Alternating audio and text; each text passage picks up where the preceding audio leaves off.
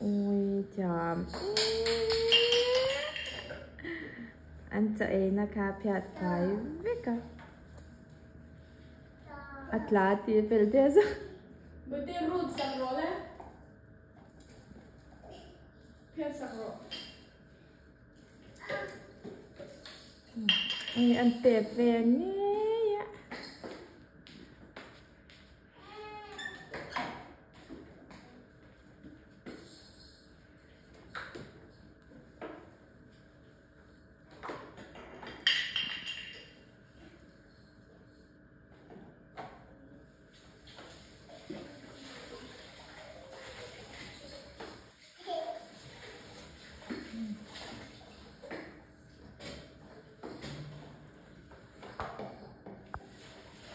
Rất ca ấy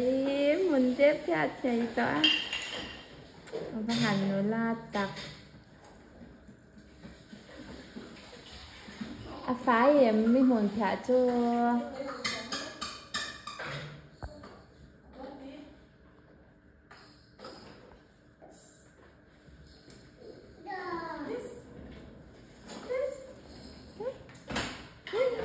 ôi ôi ôi ôi ôi nắng mà ai xe nhỉ cây muốn thả